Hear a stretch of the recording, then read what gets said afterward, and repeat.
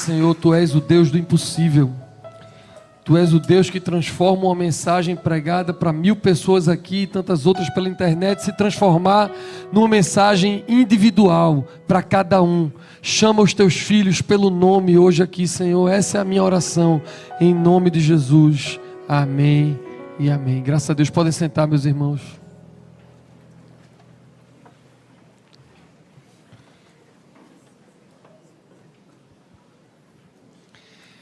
Hoje o sermão não é um sermão fácil para mim.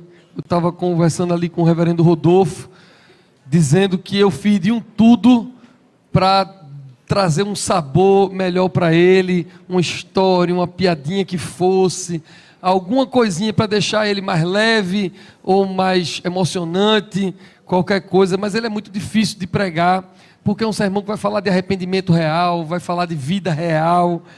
E eu lembrei do nosso bispo, que Rodolfo falou dele também na semana passada, de Robson Cavalcante, que foi bispo nosso. Robson Cavalcante escreveu um livro chamado Cristão, Esse Chato. E o livro Cristão, Esse Chato é assim, porque ele diz que o cristão tem que ser chato mesmo. Não tem como o cristão ser muito diferente de ser chato, porque cristão fala de arrependimento, quando ninguém quer se arrepender. Cristão fala que você é pecador, ninguém quer ouvir que é pecador. Cristão fala que vai ter gente que vai para o céu e gente que não vai, ninguém quer saber de não ir para o céu. Então, quando a gente prega o verdadeiro evangelho do arrependimento, a gente às vezes se torna chato. Mas há palavras que precisam ser pregadas e que alimentos que a gente precisa ter e que não necessariamente são saborosos, gostosos na hora de comer, mas que são o nutriente que a gente vai precisar para a nossa vida. Amém? Eu sei que o amém foi fraco, mas eu também com a introdução dessa, eu não esperava que fosse um amém muito caloroso mesmo, não. E esse negócio, ninguém quer se arrepender. Pregar sobre arrependimento, as frases que a gente ouve por aí, provavelmente você já ouviu, eu ouvi também, que é assim, se arrependa do que você fez e não do que você não fez. Então as pessoas preferem dar vazão aos seus desejos, fazer tudo o que quer, do que amanhã dizer que está arrependido. Tem gente que diz assim, eu não me arrependo de nada do que eu fiz. E isso virou um mantra da sociedade, dizer que vai fazer as coisas e não pode se arrepender, não pode correr o risco de não se arrepender, e de mesmo que as coisas der errado, dizer que também não se arrepende de nada. Mas isso não é o evangelho. O evangelho, o verdadeiro evangelho de Jesus é um evangelho que nos convida ao arrependimento. E ainda nessa introdução, antes de entrar no texto, eu descobri esses dias que está aumentando o número de pessoas que os psiquiatras estão classificando como pessoas narcisistas. Antigamente não tinha muito isso, mas de um tempo para cá os psiquiatras veem, existe um CID para isso, das pessoas serem narcisistas, e eles estão dizendo que está crescendo o número de pessoas que são narcisistas. E isso é um problema, porque o narcisista, além da sociedade que já não quer ser confrontada, já não quer se arrepender de nada, quanto mais narcisista tem, os narcisistas não gostam de ser confrontados. Eles não gostam de dizer que eles estão errados em absolutamente nada. E o perigo é que esse número está crescendo e nós estamos criando gerações de gente que não sabe se frustrar, gente que não sabe perder, gente que não quer ou não sabe depender de alguém ou de outras pessoas. A gente vive num tal de autoaceitação, autoanálise, autoconfiança, autoajuda, autonomia, etc. Bote alto aí que eu podia falar aqui o dia inteiro. E quando vem o evangelho e fala sobre agradarmos a Deus e não aos nossos desejos, quando vem o evangelho e diz que a gente é analisado pela palavra de Deus e não pelos nossos desejos, quando vem e traz a Bíblia como padrão, ou a gente tem que confiar numa outra pessoa que é Deus e não em nós mesmos, aí dá um tilt. Porque a Bíblia diz uma coisa e o mundo nos convida o tempo todo a viver outra coisa. E eu preciso que vocês entendam, é meu dever dizer que tudo o que Jesus é completamente diferente do que o mundo quer que sejamos. Repito, tudo o que Jesus é completamente diferente daquilo que o mundo quer que sejamos. Jesus é manso e humilde de coração, o mundo quer que a gente seja intenso e envolvido em autopromoção. A gente vive num tempo de autopromoção o tempo todo, aliás, auto tudo o tempo todo. E a minha oração é que a gente chegue no fim desse ano da palavra mais doces, mais mansos e mais humildes como Jesus. Obviamente sem perder a ousadia, a coragem, a criatividade, mas mansos e humildes. Já faz um tempo que nós anunciamos que esse ano de 2026 é o ano da palavra aqui na nossa igreja. E a gente está fazendo muita coisa. A gente mandou fazer até uma camisa, que atrás da camisa tem a leitura bíblica do ano. A gente tem no boletim a leitura bíblica no ano. A gente vendeu um devocional e como acabou o devocional, a gente está postando todos os dias as folhas desse devocional. Para quem não comprou, a gente está postando um vídeo de alguém inspirando a ler esse devocional. O vídeo de hoje é da mulher mais bonita do Brasil, que está ensinando vocês a terminar o livro de Gênesis. Hoje a gente termina o livro de Gênesis, amanhã a gente já começa Êxodo. Mas essas coisas todas são ainda no mundo exterior. Do lado de fora do nosso coração a gente pode ler a Bíblia. Do lado de fora do nosso coração a gente pode fazer tantas essas coisas que a igreja está convidando você a fazer. Mas o profeta nos convida a fazer essas coisas, não deixar de fazê-las, mas fazê-las com o coração. Eu me lembro que quando eu comecei a estudar no seminário teológico, eu estudei num seminário muito querido, que eu gosto muito, e quando eu cheguei lá, a gente não tinha seminário ainda quando eu estudei, e quando eu cheguei lá, na minha primeira semana, na primeira reunião que teve, primeiro culto, eu levei minha Bíblia, e estava lotado a capela do seminário lá, e eu me lembro que eu peguei a Bíblia e eu estava em pé, com a Bíblia na mão, e um caderno, as coisas para estudar. Mentira, que eu nunca levei caderno para o seminário, era só a Bíblia mesmo. E aí eu estava lá com a Bíblia e estava lotado e alguém arrumou uma vaguinha para mim, espremido no banco. O banco cabia 5, tinha 4, e aí disseram, não, se espremer você senta, e aí me espremeram. Sendo que não dava para eu ficar, ainda segurar a Bíblia, as coisas assim, estava todo apertado. Aí eu, que sou meio folgado mesmo, meio irreverente, peguei a minha Bíblia para ficar mais confortável e dar conforto para quem está do meu lado, botei no chão. Essa Bíblia não passou 3 segundos no chão, não. Quando eu botei a Bíblia no chão, imediatamente alguém pegou e fez, isso, chão é lugar de Bíblia? Aí eu disse, não, irmão, não, de jeito nenhum, me dê a Bíblia. Aí eu guardei no colo, porque chão não é lugar de Bíblia. Eu entendo o que a pessoa quis dizer, está tudo certo. Mas a pergunta é se a Bíblia está no nosso coração. Se a palavra de Deus está nos alimentando de verdade, ou se a gente está fazendo apenas da Bíblia, nesse ano da Bíblia, no ano da palavra de Deus, mais alguma coisa exterior que não combina com o nosso interior. Amém? O profeta Joel anuncia a palavra de Deus, no versículo 12, ele diz assim, convertei-vos a mim de todo o vosso coração, e isso com jejuns, com choro e com pranto. E não é popular um profeta dizer isso, ninguém gosta de dizer isso. Jejuns, choro e pranto. Quando eu vim pregar, Rodolfo disse assim, eu fico com choro e tu fica com jejum.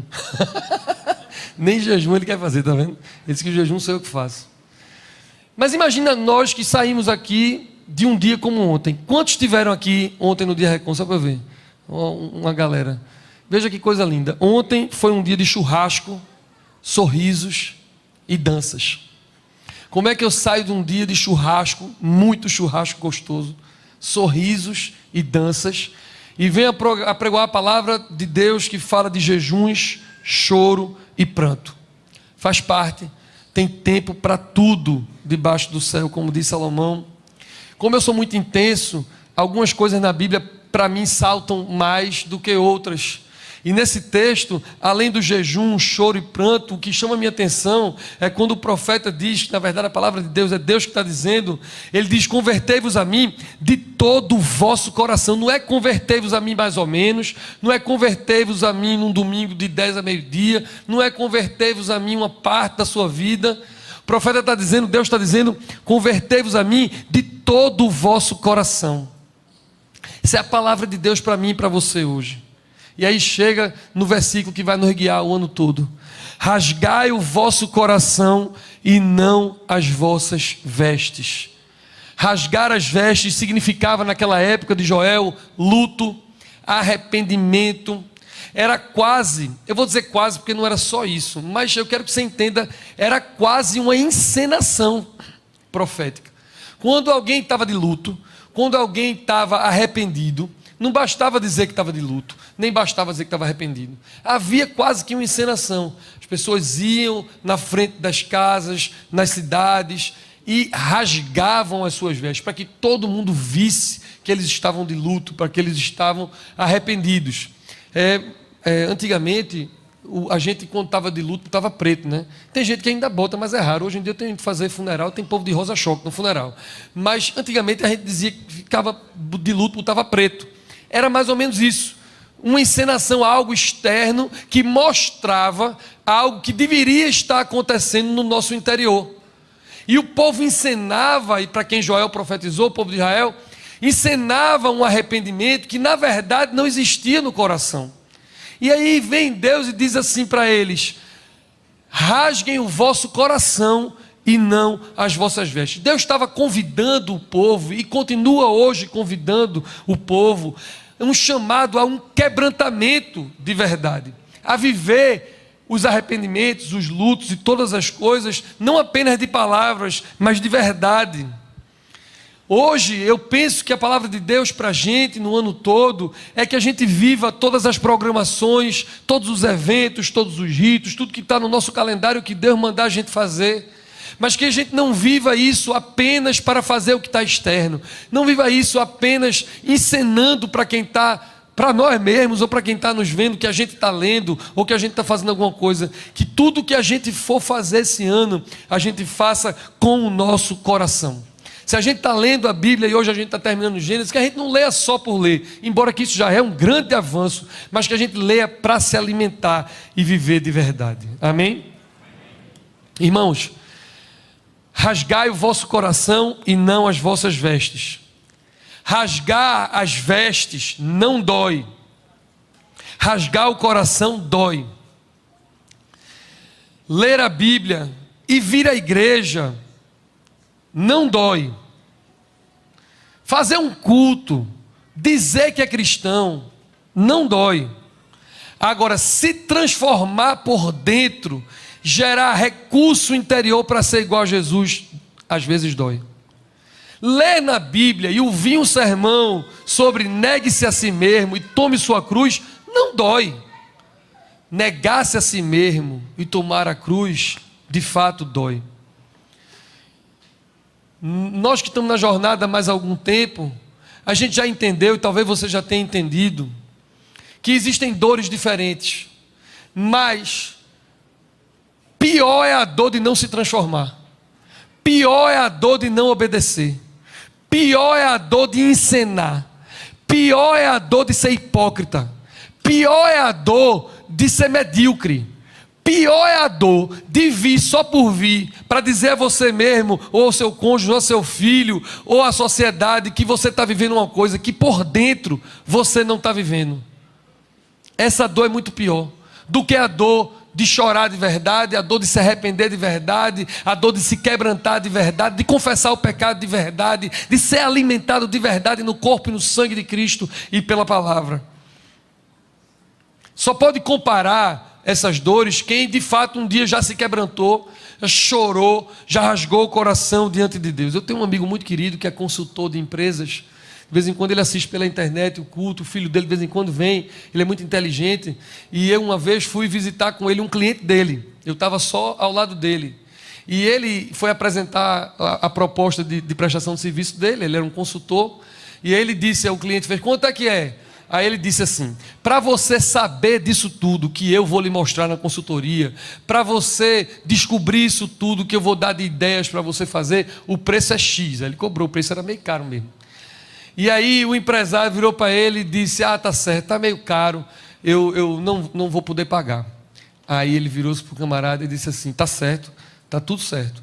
Esse preço que você não está pagando é o preço que eu estou cobrando para você saber. Agora o preço que você está pagando para você não saber, aí eu não sei não, é você que vai fazer a conta. Aí o cara fechou o negócio. Eu achei inteligente, eu estava ali do lado, eu achei inteligente. Mas o preço para saber está ali. Você sabe o preço. Agora, o preço para você não saber o que é que ele ia lhe dizer. O preço para você não saber as alternativas que você tinha. Eu não sei se todo mundo sabe qual é esse preço. Então o preço de você viver a vida com Cristo, negar-se a si mesmo, se transformar, você sabe que tem que largar essa amante que você tem, você sabe que tem que largar, ficar embriagado, que ficar embriagado não é coisa de crente, E você não vai para uma igreja mais pentecostal, não vai para uma igreja presbiteriana, não vai para uma igreja batista, porque a nossa igreja recebe todo mundo, a nossa igreja é acolhedora. Aí você acha que vem para cá e não vai ser confrontado com isso, porque dói menos, e você consegue ficar aqui rasgando as suas vestes para você ver, mas você sabe que isso é ruim para você, e esse preço você está sabendo. Você ainda não experimentou largar o pecado, pagar o preço, sentir dor, deixar a palavra ferir você. Você não experimentou ainda. E eu quero dizer que se você se permitir deixar que a palavra fira você, deixar que o seu coração se quebrante, largar o pecado, largar aquilo que você já sabe que você não deve fazer, eu tenho certeza que quando você pagar esse preço, quando você sentir essa dor, vai doer menos do que a dor que você acha que vai sentir de abandonar aquilo que Deus quer que você abandone. É você precisando e eu precisando rasgar o nosso coração e não as nossas vestes. Amém? Não troque a transformação interior dolorosa, mas real e verdadeira, por rituais exteriores indolores. Não tenha atalhos com Deus. Não troque a transformação interior e dolorosa pela anestesia mentirosa de uma vida inconsequente de pecado. Se você está aqui, meu irmão e minha irmã, e está lutando contra o pecado, mas continua se embriagando, continua com aquele pensamento intrusivo, continua com aquela prática que você sabe que não agrada a Deus, mas isso lhe incomoda, você está no lugar certo, está do jeito certo, você está com o coração no lugar correto. Eu não estou dizendo que você vai ser santo de uma hora para outra, eu não estou dizendo que você vai se transformar de uma hora para outra, eu nem creio nessas transformações muito drásticas assim, eu acho difícil de acontecer. Essa não é uma palavra que eu estou pregando. O que eu estou dizendo é que não dá para você vir e nem se sentir incômodo. Não dá para você vir para cá, sentar na banca, ouvir pela internet, fazer qualquer coisa exterior, sem que você permita que o Espírito Santo trabalhe no seu homem interior. É isso que eu estou dizendo. Ou esse ano da palavra, ou a palavra de Deus vai afastar você do pecado, ainda que paulatinamente, ou o pecado vai afastar você da palavra, ainda que paulatinamente. Eu vou repetir. Ou você permite que a palavra de Deus no seu coração lhe afaste do pecado, ou o pecado vai lhe afastar da palavra de Deus. E eu lhe pergunto, vai ser como na sua vida em 2026? Rasgai o vosso coração e não as vossas vestes.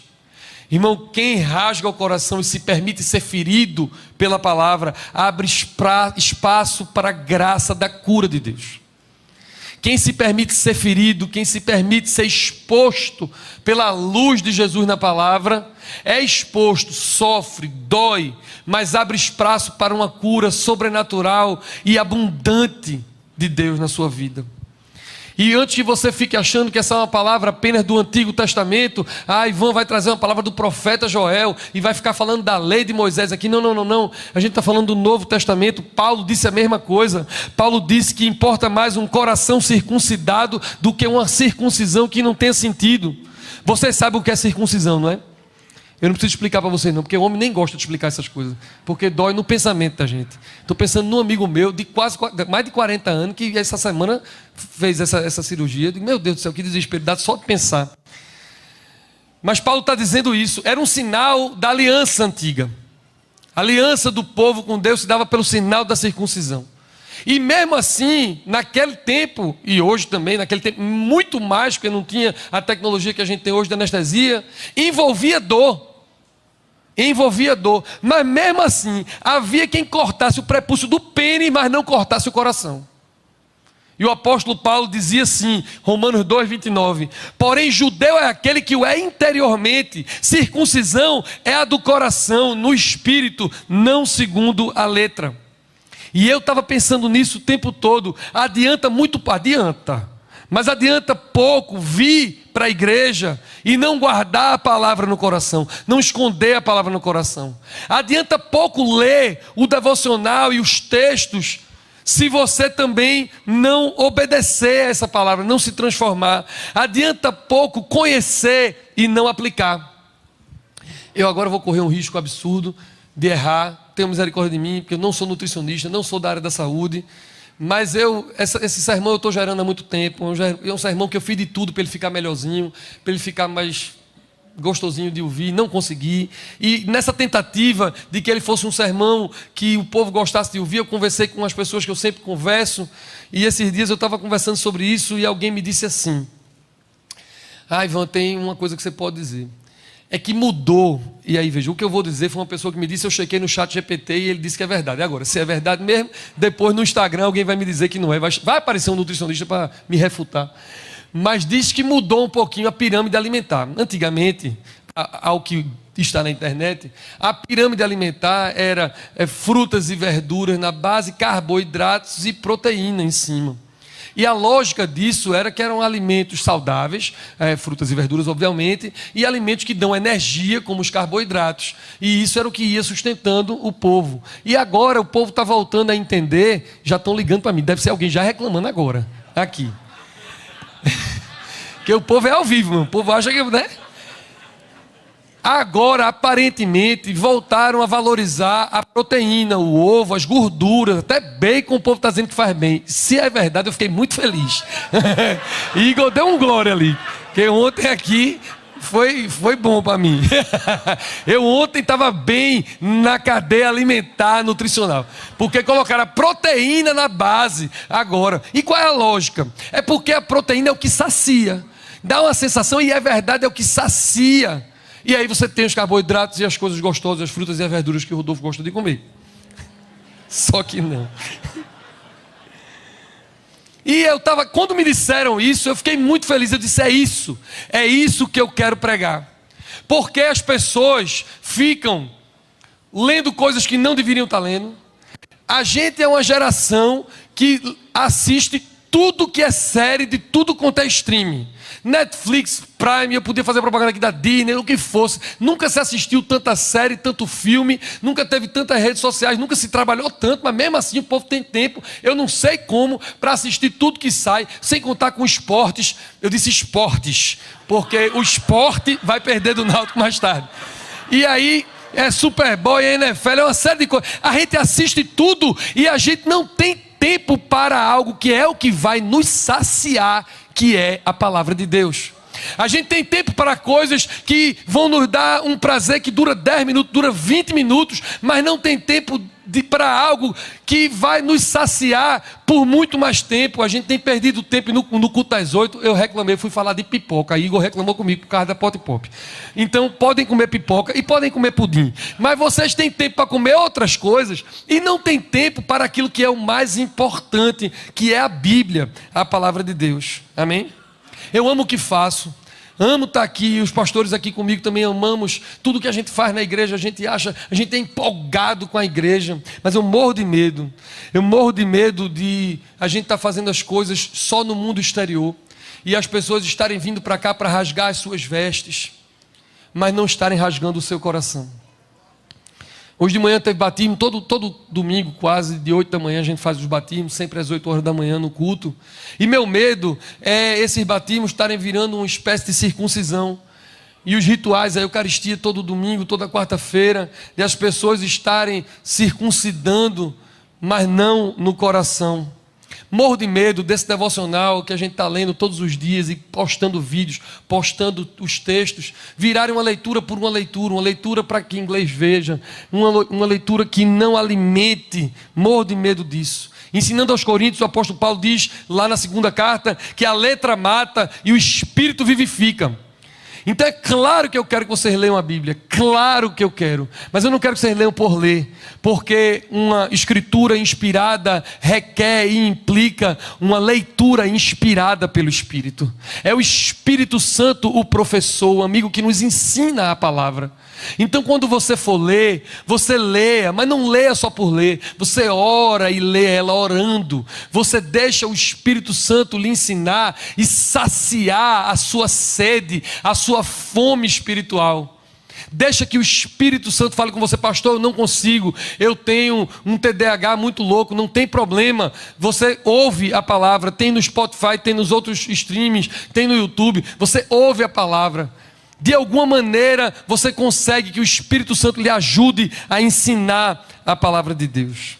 Eu oro para que no ano da palavra a gente tenha gerando saciedade. Eu vou falar sobre isso um pouquinho mais já já. A Bíblia não é um livro técnico, nem só ético. É Jesus que se revela, Ele é a palavra que encarnou. De 8 horas da manhã eu estava pregando e veio algo na minha mente que eu quero compartilhar com vocês bem rapidamente, mais rápido do que de manhã.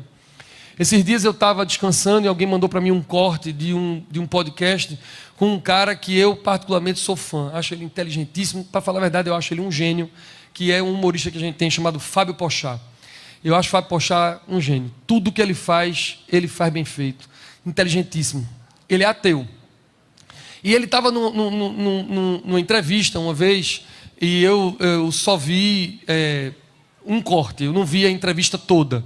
Eu vi somente uma parte que ele estava falando sobre a Bíblia. E ele disse assim, obviamente ridicularizando a Bíblia, e ele revela o espírito da sociedade. Ele diz: como é que a gente vai acreditar num livro que foi escrito com mais de 2000 anos de diferença? Como é que a gente vai acreditar num livro que meia dúzia de pessoas aí no século 3 ou 4 decidiram que ia ser Bíblia? Porque o cânon da Bíblia, segundo ele, foi escolhido por 6, 7 bispos que chegaram e disseram: esse livro entra, esse livro não entra. Aí os católicos dizem que ele entra, aí os evangélicos dizem que esse aqui não entra. Como é que a gente vai empenhar a vida, a nossa espiritualidade toda num negócio desse? E como eu estava com esse negócio do ano da palavra o tempo todo, isso ficou... A vontade que eu tenho é de fazer um texto inteiro aqui só para refutar tudo dele, mas aqui não é lugar para isso. Aqui é o lugar para que Deus fale ao seu coração. Mas a gente tem lugares para isso aqui, para a gente refutar isso, para a gente ensinar como é que o cânon foi formado, por que é que a Bíblia é a palavra de Deus. Hoje, o reverendo Rodolfo, ele está aqui agora, isso é o descanso dele hoje, é porque ele vem descansar no culto. Mas ele deu aula na EBD às 8h15 da manhã, vai dar aula às 16h15, e quando começar o culto às 18h, ele vai dar aula de novo às 18h15, e ele está dando aula sobre a Bíblia. E a gente tem EBD todo domingo, a gente tem verso a verso, a gente tem a escola Carisma, a gente tem a escola Logo de Teologia, a gente tem instrumentos para que você aprenda sobre isso. Meu lugar aqui não é de refutar isso, mas eu fiquei pensando quando li isso. Eu disse: esse jovem tão inteligente, Fábio, ele faria sentido o que ele está dizendo, que a gente vai empenhar a nossa vida numa palavra que não é a palavra de Deus. O que ele não sabe, o que ele não sente, é o que nós sabemos e que sentimos. Se eu desse o microfone para alguns de vocês aqui, talvez vocês não pudessem explicar o que Rodolfo ensina, os outros professores da EBD ensinam, por que a Bíblia é a palavra de Deus, por que o cânon não foi escolhido por 6 ou 7 pessoas. Talvez vocês não pudessem ensinar, mas eu tenho certeza que muitos de vocês pegariam esse microfone e iriam dizer assim: eu não sei explicar, mas eu sei dizer que antes da palavra eu era de um jeito e agora eu sou de outro. Antes da palavra eu era um bêbado e agora eu não bebo mais. Antes da palavra eu era um adúltero e hoje eu não adultero mais. Antes da palavra eu era completamente perdido e hoje me encontro achado. Deixa eu dizer, a gente está há 2000 anos da vinda de Jesus Cristo, que é a palavra encarnada. O Antigo Testamento é todo sobre Jesus. Jesus aconteceu. O Novo Testamento é todo sobre o que Jesus e o Espírito Santo fizeram, e é tudo em Cristo. E Cristo é quem nos abençoa, é quem faz que a gente transforme a nossa vida. As filosofias vão passar, as pessoas mais inteligentes do mundo, como Fábio Porchat, vai passar, mas a palavra de Deus não vai passar. Ela é a mesma ontem, hoje, será eternamente. E a gente tem ouvido gente falando que a Bíblia tem que ser reinterpretada, atualizada, descartada, relativizada. Mas aqui no ano da palavra a gente quer dizer que não, que esses 2000 anos é a palavra que não parou. A igreja firmada na palavra só avançou, porque a gente não estuda a Bíblia estuda a gente. A gente não olha para a Bíblia que olha para a gente. E a gente vai cantar uma música depois do sermão que diz que Cristo, que é a palavra, enxerga o que está no escuro, porque Apocalipse revela Jesus como um homem que tem os olhos como chama de fogo, não tem escuridão para ele, e é a Bíblia que mostra o escuro do nosso coração. Se você não lê a palavra de Deus, se você não conhece Cristo, que é a palavra de Deus, você não vai conhecer o escuro do nosso coração. Meu irmão, eu sei que isso tem endereço certíssimo aqui hoje. Ouça o que o Espírito Santo está dizendo a você. Você está se comparando com as pessoas que estão do seu lado e que você considera que são piores do que você, e você se considera um bom cristão, um bom homem, uma boa mulher. Você abre o peito para dizer que é um bom marido, que é um bom empresário, ou que é uma boa dona de casa, ou que é um bom irmão, um bom pai. Você está se comparando com quem? Deixe que a palavra traga um valor maior, um paradigma perfeito, para que você se compare com Cristo e diga: diga, ai de mim, eu preciso me transformar muito mais. Amém? Glória a Deus. Tem que ter essa dor, tem que ter a dor do corte na carne, tem que ter o quebrantamento do coração. Você tem que dizer, ai de mim. Se você não disser, ai de mim, você não vai crescer na palavra. E a gente vai estar aqui, eu e você, rasgando as nossas vestes e não o nosso coração. A Bíblia revela tudo. A parte ruim é que ela revela tudo que eu sou de ruim. Mas a parte boa é que ela revela o amor de Deus por mim, que me fez filho perdoado e amado. Amém? Davi era um adúltero, um assassino, um desertor do exército de Israel, foi trabalhar para o inimigo. Mas a Bíblia diz que ele tinha um coração quebrantado. E por isso ele foi chamado de um homem segundo o coração de Deus. E eu não estou dando desculpa para você continuar pecando, adulterando, matando. Não é isso. O que eu estou dizendo é que Deus, mais do que as suas vestes, mais do que o seu exterior, Ele quer o seu coração igual ao de Davi. Um coração quebrantado, um coração seu circuncidado, rasgado, de carne e não de pedra, sensível. Põe o seu coração na mão de Jesus e põe o seu coração em tudo que você faz. Faça nada de qualquer jeito. Jejuns, choro, arrependimento de todo o vosso coração. Se você colocar todo o seu coração na palavra, em Cristo, o seu casamento é diferente, a sua família é diferente, seu trabalho, o seu ministério e o ano da palavra vai ser diferente. Sabe por quê? Porque você vai estar saciado. E eu vou começar a terminar essa mensagem, que eu queria contar essa história em muito mais tempo, mas não vou, talvez no outro sermão. Aliás, na Páscoa eu sempre conto essa história. E quem está no nosso devocional, terminando Gênesis, vai chegar já já, porque essa história está contada logo agora em Êxodo, nesse mês de fevereiro, essa história vai ser melhor contada, que é a história do povo que o povo de Israel estava preso no Egito e precisava ser liberto. E Deus escolheu Moisés para tirar aquele povo do Egito. Todo mundo sabe da história, ou pelo menos a grande maioria sabe da história. A parte mais bonita dessa história, que eu não vou poder contar hoje, mas a Páscoa vai chegar para a gente contar já já, é a parte em que Deus manda que toda a família matasse um cordeiro, e o sangue desse cordeiro ia ser colocado no umbral das portas, prefigurando o sangue de Cristo, que é o cordeiro de Deus que tira o pecado do mundo. É isso, é Páscoa, porque eu estou querendo pregar a Páscoa logo agora, não dá. Não é essa história que eu vou contar agora, mas nessa história que é muito linda, tem uma outra história muito bacana que eu acho que é o que Deus quer para mim e para você para 2026.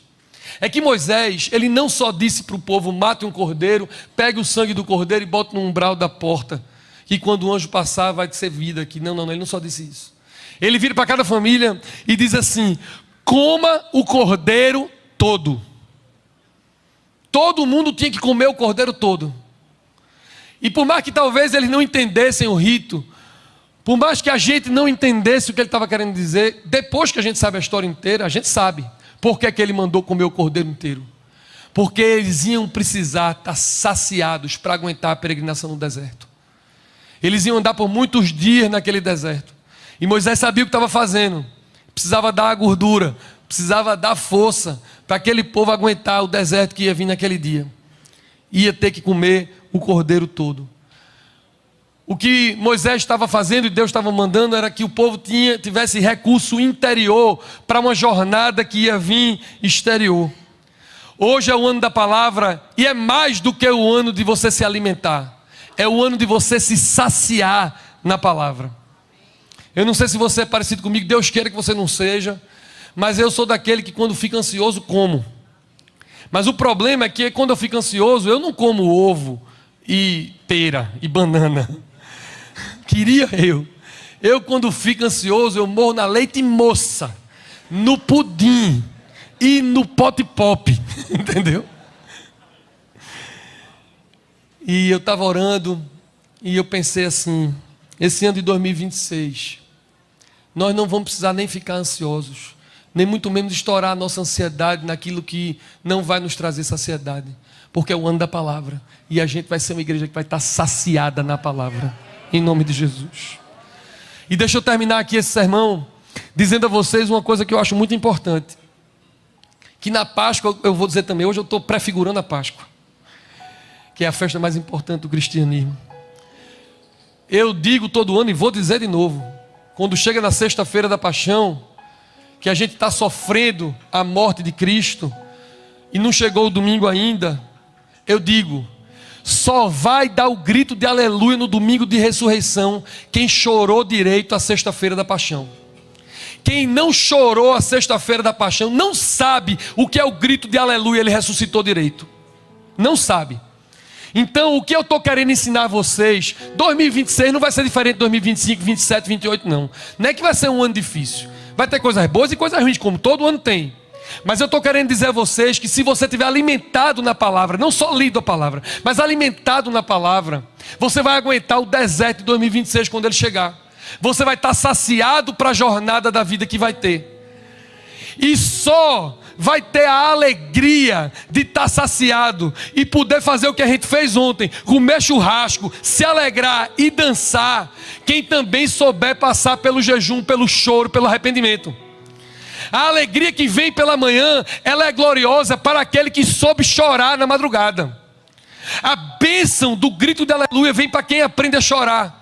Igreja da Reconciliação, nossa diocese, vamos aprender a jejuar, vamos aprender a chorar, vamos aprender a nos arrepender de verdade, porque quando chega a hora da festa, a gente festeja como ninguém, e a gente é conhecido como o povo mais feliz da terra.